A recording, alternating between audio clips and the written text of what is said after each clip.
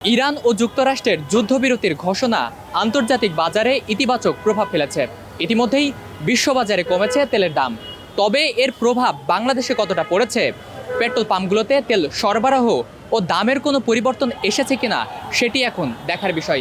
আমরা এই মুহূর্তে রয়েছি রাজধানীর ব্যস্ততম একটি পেট্রোল পাম্পে এবং এখানকার সর্বশেষ পরিস্থিতি আপনাদের দেখানোর চেষ্টা করব। দর্শক, একটি বিষয় জানিয়ে রাখি, যুক্তরাষ্ট্র ও ইরান শর্ত সাপেক্ষে 2 সপ্তাহের যুদ্ধবিরতিতে রাজি হয়েছে। এই খবরে বিশ্ববাজারে তেলের দাম কমে গিয়েছে। যুদ্ধবিরতির অংশ হিসেবে হরমুজ প্রণালী আবারও খুলে দেওয়ার কথা বলা হয়েছে এবং দেখছেন যে এর প্রভাব বাংলাদেশে কিন্তু এখনও পড়েনি। আমরা দেখছি পেট্রোল পাম্পগুলোতে এখনও দীর্ঘ লাইন দেখা যাচ্ছে, ঘন্টার পর ঘন্টা ধরে অনেকে অবস্থান করছেন। এ বিষয়ে আমরা কথা বলবো সাধারণ মানুষের সাথে।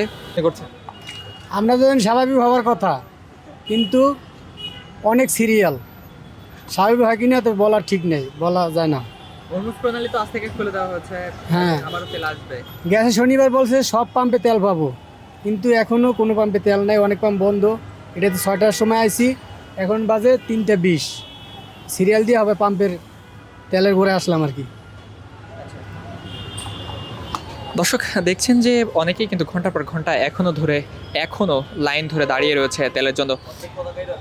বিশ্ববাজারে তেলের সংকট দূর হলেও এখনও পর্যন্ত বাংলাদেশে তার প্রভাব কিন্তু পড়েনি।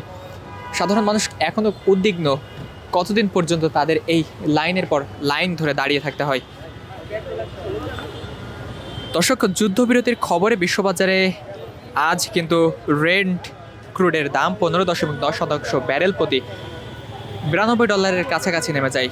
যদিও যুদ্ধের আগে পরিস্থিতির তুলনায় তা এখনও বেশি। যুদ্ধ শুরুর আগে জ্বালানি তেলের দাম ছিল ব্যারেল প্রতি গড়ে $70।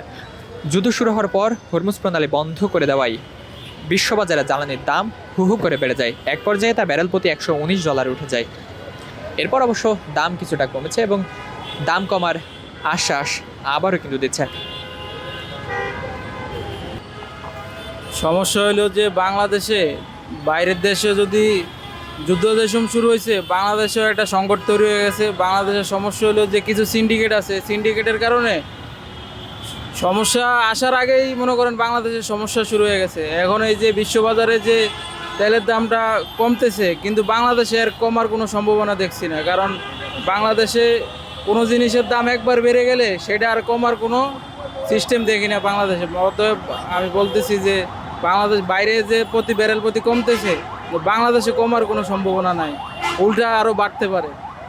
আপনি কত সময় ধরে দাঁড়িয়ে আছেন? আমি এই যে আমি লাইনে দাঁড়ানোর সময় স্টপওয়াচ চালু করছি, আমার প্রায় 2 ঘন্টা লাগতেছে। এখন 2 ঘন্টা ধরে দাঁড়িয়ে আছি। এখন কোন সময় তেল পাবো বুঝতেছি না, মনে হয় যে আরও আধা ঘন্টা লাগতে পারে। হরমুজ প্রণালী বন্ধ থাকুক আর চালু থাকুক, বাংলাদেশে এই সমস্যাটা মনে হয় না যে আরও 2-3 মাসেও এই সমস্যাটা সমাধান হবে। দর্শক, দেখছেন যে ভোক্তারা বলছে বিশ্ববাজারে তেলের দাম কমলেও বাংলাদেশে কিন্তু তেলের দাম বাড়ার সম্ভাবনা রয়েছে বলে তারা জানিয়েছেন। আমরা আরেকটু কথা বলার চেষ্টা করব। আড়াই ঘন্টা প্রায় বিশ্ববাজারে তো তেলের দাম কমছে, হ্যাঁ। সেক্ষেত্রে বাংলাদেশে কমার সম্ভাবনা আছে কিনা?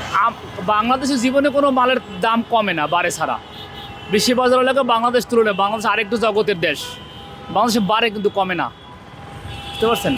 আজ থেকে হরমুজ প্রণালী চালু করে দিচ্ছে, হ্যাঁ, সেক্ষেত্রে তেলের যে সংকট বাংলাদেশে সেটা দূর হতে পারে? দূর হইতে পারে না, কারণ বাংলাদেশের সিন্ডিকেট বেশি, এই জন্য দূর হবে না। আল্লাহ হাফিজ। দর্শক, দেখছেন যে ভোক্তারা এখনো অভিযোগ করছে তেলের যে সংকট রয়েছে বাংলাদেশে, সেই সংকট কিন্তু আমরা পরিবার থেকে আসতেছি ভাই সিরিয়ালে। আজ থেকে তো হরমুজ প্রণালী খুলে দিয়েছে, সেহেতু তেলের দাম কমতে পারে এবং বিশ্ববাজারে তেলের দাম কমেছে। এক্ষেত্রে আপনাদের ঘন্টা পর ঘন্টা দাঁড়িয়ে থাকা লাগবে কিনা? আমরা তো এখনো পর্যাপ্ত তেল না পাওয়া পর্যন্ত আমাদের বিশ্বাসে আসতেছে না। আমরা তো অনেক দিন থেকে শুনতেছি, সংসদে মন্ত্রী বলতেছে তেলের কোনো সংকট নাই, তারপর আমরা কোনো পাম্পে গিয়ে পর্যাপ্ত তেল পাচ্ছি না। ঢাকা শহরের ম্যাক্সিমাম পাম্প বন্ধ, হাতে গোনা কয়েকটা পাম্পে তেল দিচ্ছে। আমাদের জনগণের ভোগান্তির শেষ নাই। এখন তো পর্যাপ্ত পরিমাণে তেল আসার কথা, এখনও তো আমরা কোনো পাম্পে তেল পাচ্ছি না ভাই, কোনো পাম্পে আমরা পর্যাপ্ত তেল পাচ্ছি না। এর আগে একটা পাম্পে দাঁড়াইছি সিরিয়াল দিয়ে, লাস্টের দিকে বলছে আমাদের মজুদ শেষ, সেখানে 2-3 ঘন্টা কাটায় আসলাম। বাঙালি হিসাবে লজ্জা বোধ করতেছি আমরা এখন এই দেশে জন্মগ্রহণ করে। মনে হচ্ছে যে আমরা কোনো একটা পাপের প্রায়শ্চিত্ত করতেছি, আমরা এরকম অবস্থা হয়ে গেছে। দর্শক দেখছেন এখনো পর্যন্ত ঘন্টার পর ঘন্টা ধরে তেল নেওয়ার জন্য লাইনে দাঁড়িয়ে থাকা লাগছে। আরেকটা বিষয় জানিয়ে রাখি, যুদ্ধের পর ইরান হরমুজ প্রণালী বন্ধ করে দেওয়ায় বিশ্ববাজারে জ্বালানি তেলের দাম হু হু করে বেড়ে যায়। এক পর্যায়ে তা ব্যারেল প্রতি $119 উঠে যায়। এরপর অবশ্য কিছুটা কমে গিয়েছে। আমরা এই মুহূর্তে অবস্থান করছি রাজধানীর একটি ব্যস্ততম পেট্রোল পাম্পে এবং এখানকার সর্বশেষ পরিস্থিতি আপনাদের জানাচ্ছি।